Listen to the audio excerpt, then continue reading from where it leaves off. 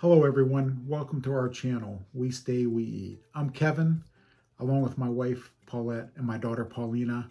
We're going to focus on hotel reviews, Airbnb reviews, and some of the restaurants we eat at during our stays. And uh, for this first episode on our channel, we stayed at the Hyatt House in Oak Brook, Illinois. If you're not familiar with Oak Brook, it's a western suburb of Chicago, 25 to 30 minutes outside of the city center on most normal traffic patterns.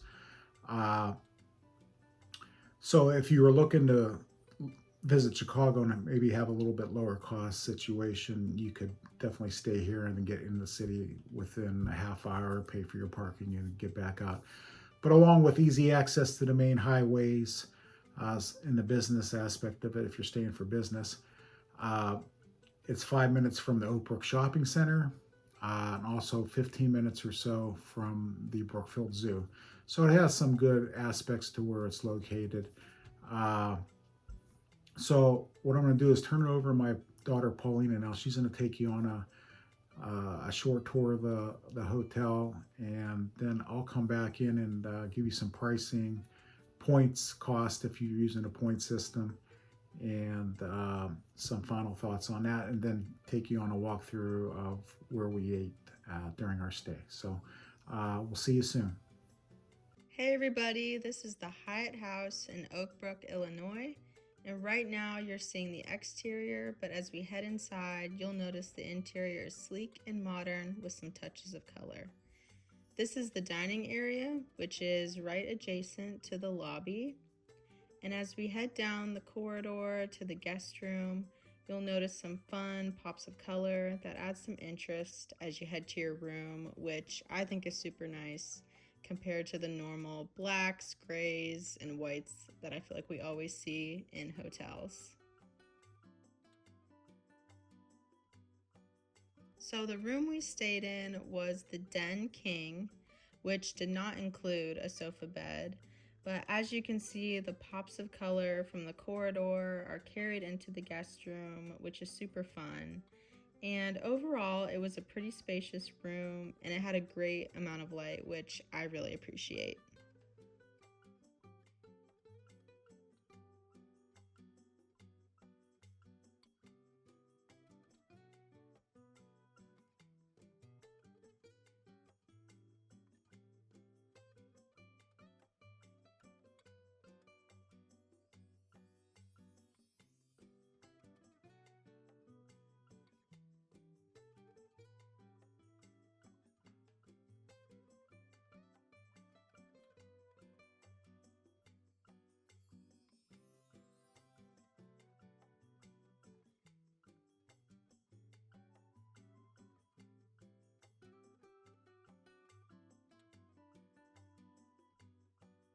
So, this room contained your typical amenities when it comes to a guest room, like the dresser with the pull out drawers, which is great for all your clothes, and the closet was really spacious, had tons of hangers for you to hang your clothes, and also a luggage bench, which is great for your suitcases.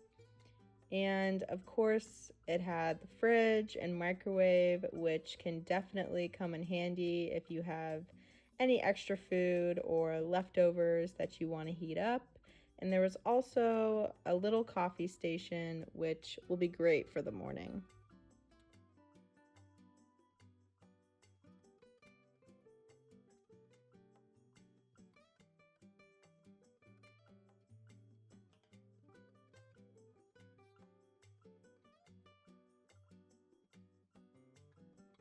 Moving on to the bathroom, it had that sleek feel that was carried on throughout the hotel, and it had a full standing shower, which is great.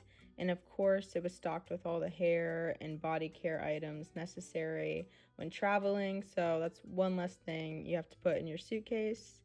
And overall, it was a really nice room, and we'll continue on to show some other areas of the Hyatt House, like the guest laundry room, the fitness area, pool, and the breakfast bar.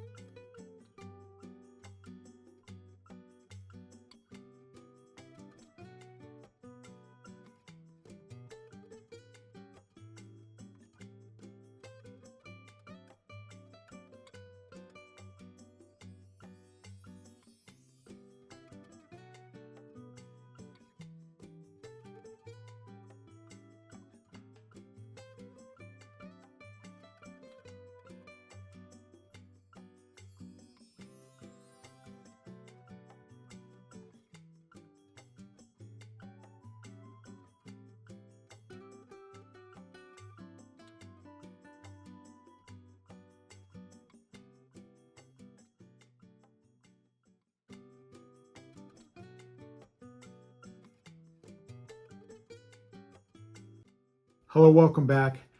So the cash rate for our stay was $215.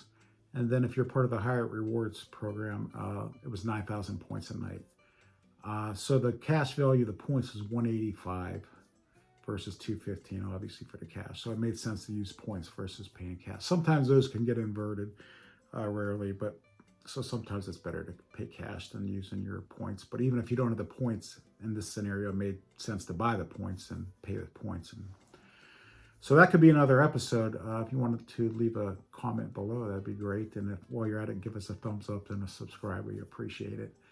Now, as far as the hotel itself, it was a good experience as far as the check-in experience, welcoming. Everybody had a good attitude and everything, pleasant. The hotel is newer, so everything was modern and updated. The room was nice. Everything worked, functioned, everything well. Very clean. In fact, it was clean throughout the whole hotel. So the gym, although small, had all the basic equipment you need to get your workout in, if that's what you're looking to get your steps in and everything. Small pool if you do your workouts in a pool. It was nice to have the laundry if you had some laundry to do, especially if you're on a longer trip or so.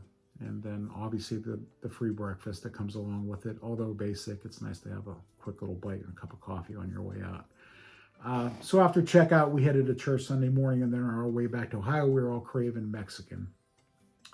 So we decided to go to Little Village, which is a suburb on the southwest side of Chicago. Sometimes those southwest side neighborhoods can get some bad rap, but overall we felt very safe there and everything. Everybody's very welcoming. So I definitely recommend, if you're in that area, checking that out, Little Village, for a half day or so. It's known as the Mexico of the Midwest.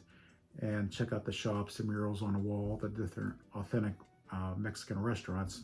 So if you're coming from areas that don't have quite the Mexican community, you're used to getting those what I call Fajitaville Mexican restaurants, not quite that authentic.